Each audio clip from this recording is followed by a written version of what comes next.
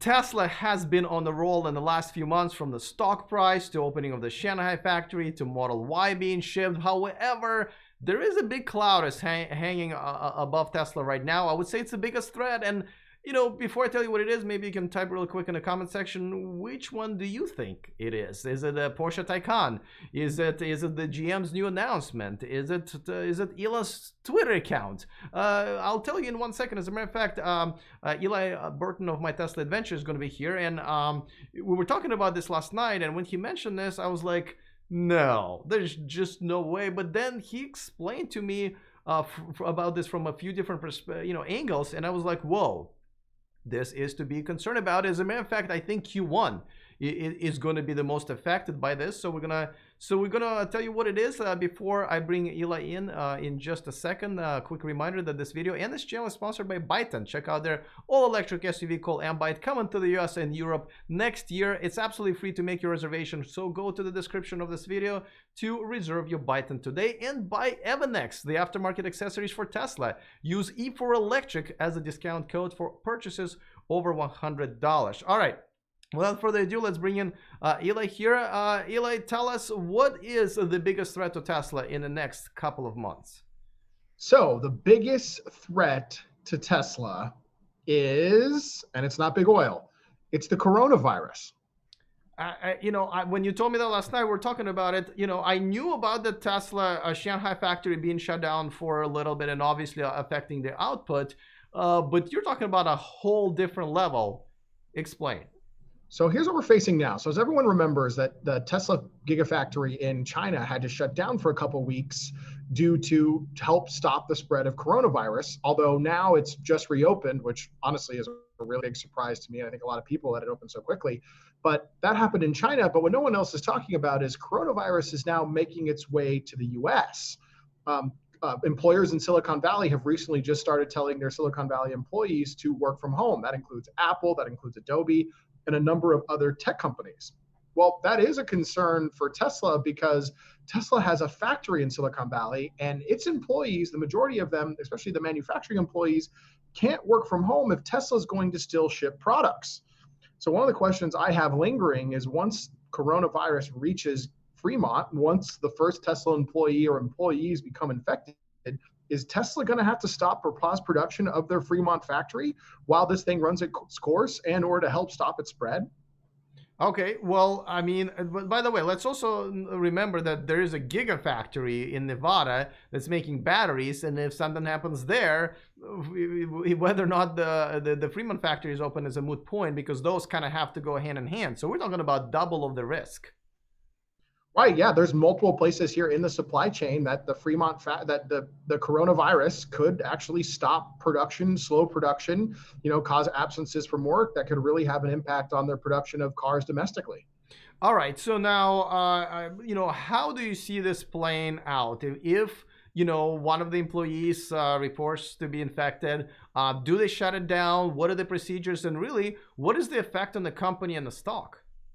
Well, this is one of the things that's tough, right? Is like, the world can't shut down, because if everything shuts down and nobody has jobs to go to, nobody has money to keep going, and the whole system we live in collapses. But it's tough, because what's going to end up happening is, when somebody gets infected at your workplace, you're not going to want to go back to your workplace until everywhere that person went has been disinfected. And what happens when you have multiple people do that, and they're factory workers, and they worked all across the factory, and they were carrying the coronavirus for who knows how many days before they started showing symptoms and were tested positive and didn't go to work. So whether or not it's actually functionally necessary to send people home or not have people come to work, fear may very well drive entire departments to not be willing to go into the office, because they're worried of catching this thing themselves. And unfortunately, it's one of the things that the best thing you can do to fight this is have good sanitation in your workplace, have things, consistently and constantly cleaned and disinfected, and also educate your people. Make sure to tell your people that they're washing their hands, do their best not to touch their faces. But there's really not a whole lot that can be done beyond that, because it's really up to people to take care of their personal hygiene, and also self-report and self-identify and let people know when they've got it or when they've traveled to regions that have the virus. Yeah, no, I can totally kind of echo that because I was just in Detroit, as you know, visiting GM's factory where they make the bolts, right? And we walked around, and I did ask them about, like, what are the preparations for this and stuff like that. And they gave me official answer, but at the same time, from what I understand, there is really not that much that could be done, right? Because one of the employees can get the virus from a relative or just traveling on vacation and so forth. And really, as soon as there's one, in a factory, you're right. Either the management will decide to shut it down, or people will be like, well, I don't care, fire me, but I'm not coming in. So let's talk about something that I think Tesla is in a different category from, let's say, GM, right? Now, let's say one of the GM's factory gets quarantined and no one's showing up and it's shut down. But they have dozens of factories around the world, so the output will fall by 2-3%, let's say. With Tesla, if one of these factories shut down, their output will fall by 80%. I don't know how much Shanghai factory is outputting right now. Is that a bigger concern for Tesla rather than compared to GM or really any legacy manufacturer? So they really are just facing this coronavirus problem in just different ways. So in Tesla's case, if Fremont or Gigafactory had to slow operation or pause operation for any amount of time, you're absolutely right. They're going to lose the majority of their output until they can get back up to speed. And I think that's kind of going to be baked into how the market will react as this thing starts approaching Fremont, and as we have the first cases among Tesla employees at these different factories. I think that's going to be absolutely baked into the market's reaction and the stock's reaction in the short term. On the other side of it, though, where GM and some of these other companies can be affected is that although GM is more distributed and these bigger manufacturers are distributed in the case of their factories, they're not vertically integrated when it comes to most of the components in their cars. So GM, Audi, Toyota, all these guys could have their factories up and running fine, but one of their critical parts manufacturers had to shut down because they're in China making parts for their cars. So everyone's going to be caught up in this pretty significantly. It's just going to happen in very different ways. For Tesla, it's going to be a couple of key touch point locations. Although Tesla, they do have third-party partners that make a number of components. Legacy manufacturers have more. But to answer the question you asked, having to shut down one factory, will that affect Tesla more than the other automakers? Absolutely, for sure. Yeah, but let's talk about from the perspective of the stock market and investors, right? On one hand, you're right. Vertically integrating it definitely kind of decreases the risk of dependency of outside world. But at the same time, do you think the market will pause for a second and say, well, this company's been doing really good, but look how easy it is to shut the whole damn thing down when only one factory shuts down and they just stop making cars. Do you think that will be built into sort of the stock price or the reaction from the market? Because market will understand that it's affecting the entire world. It's not that the company is making bad decisions or bad products. But do you think that because Tesla is a smaller company and it's easier to sort of shut them down like this? I don't think it will change the market's perspective that Tesla shouldn't operate this way or shouldn't be vertically integrated. Apple has proven the value of vertical integration, especially for a company that makes software and hardware. As they say, if you care about your software, you need to make your own hardware too. Tesla's doing that, making an amazing product that's showing growth. So over people's perception of, should Tesla be less vertically integrated, I don't think that will come out of it at all. But the market does react to fear, and especially retail investors tend to dump their shares in cases of fears, while the big players, use those opportunities to capitalize. So no, I think it's going to just be a reminder that, hey guys, the world is unpredictable, and things like a super virus that's super contagious can spread. And by the way, this could be a lot worse. Pathologists and people who study viruses and the spread of disease have talked about, those 100-year events. And if this is our 100-year viral type event of a major disease spreading across the world, then we've gotten off easy, because there's been bubonic plagues and other plague and other diseases that have super high fatality rates that have torn through the world in the past and left massive devastation and really kind of took down society and stopped the entire world. So if coronavirus is our 100-year virus, then I think we are really lucky.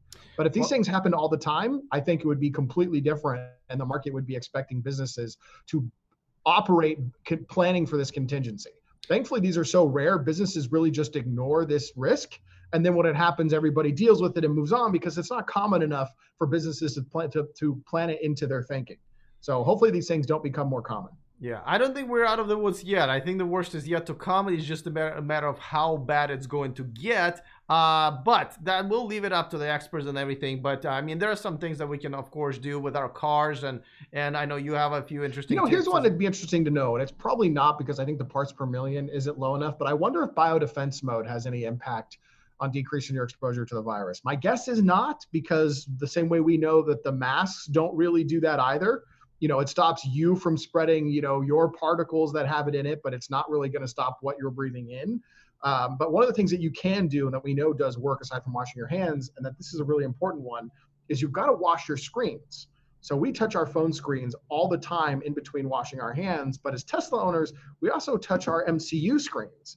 So just be cognizant of that. If you've been out in public, shaking hands with people, traveling, and you're touching your screen, make sure you wash it every once in a while, because you could be leaving the germ and the virus on there, and ultimately we'll pass it back to you later. Yeah, well, now I even if Teslas do protect against the virus with their filters, I don't think you can get on a plane with one. So I think that might just be a moot point there. But let me tell you one thing that I also noticed. As you're traveling right now, I traveled earlier this week. Obviously I'm loaded with a hand sanitizer. I've noticed that one of the things besides the phone that I need to sanitize is my sanitizer itself. Right? Because when I grab it with my dirty hands, and so the first thing I do is I usually wash that first, and then my hands. I think it's like it's like the handles on the faucets, right? They're kind of dirty because that's what people touch before they wash their hands. But anyway, I'm getting into a germaphobe kind of territory here. You were a germaphobe already, but now that's paying off. But one thing I do got to say for people, that there is one thing that I can guarantee you is not giving you the coronavirus. And that's the actual corona. I don't know if you saw the news stories, but corona sales have been getting whacked. Like, really? Seriously, like they're not doing well right now because enough people are stupid and actually think there's some connection between this and the virus. So as a result, I've bought one just to support them. All right. I don't even drink, and I should probably buy them to support them because that's ridiculous. And it also makes for great memes, by the way. Yes. No, I've been watching them on TikTok and Instagram. I've been making them. Yes, I know. Yours. I'm talking about yours. So, all right. Well, listen, hopefully this will not affect Tesla, at least not as much. And obviously all other manufacturers, we want to get through this. By the way, you guys, if you have any tips, put in the description of this video, in the comments of this video, in the comment section. But tell us about your latest well, you have a lot of projects, but tell us a little bit about this little baby right here, and maybe even this one as well. Yeah, so what you're holding up there is episode 1 and episode 2 of the Adventures of Starman. Crazy enough, right now I'm actually in my hotel room in San Diego. I'm here at San Diego Comic Fest, and I was on a panel. So one of the cool things about creating this project is I've gotten to participate more in the comic world and the comic community and kind of give back to that realm. And also it's a great place to share Starman and share this excitement with space with people who have no idea what's coming. And I was actually on a panel this morning, and the panel was called What's Next? And when I told people that we're at the dawn of the next space race, they had no idea what I was talking about. So it's really exciting. And if you're into space, if you got kids that are into space, or you want to get your kids into space, buy this for them. And I guarantee you, they are going to love it. In fact, I've gotten a number of reports of kids who are literally sleeping with this under their pillow after they read it because they're so excited. And they're so excited for the future that's in front of us. I am one of them. Why do you think it's so easy for me to reach out and grab one right here? All right, listen, man. I appreciate the report. I'm definitely. I don't know how about our viewers, but like I was definitely kind of like at first skeptical about this, but you definitely made a really good point. So we'll obviously revisit this probably in the near future. But thanks for hanging out with me, man. And I will see you next weekend. Thanks, Alex. All right, guys, the link to this comic book and the bundle is in the description of this video. And of course, as you know, we have a few other exciting contributors that include Sandy Monroe, Rich Rebuilds, CEO of Faraday Future, Carsten Breitfeld, and a few others. So if you haven't subscribed to this channel, this would be a great time to do so. And obviously, of course, I'm looking forward to all of your comments in the comment section. Me and Eli usually kind of check it out. And again, if you have some tips we would be interested to hear about what you guys are doing to protecting yourself. All right. Other than that, see you guys next time, and remember to stay charged.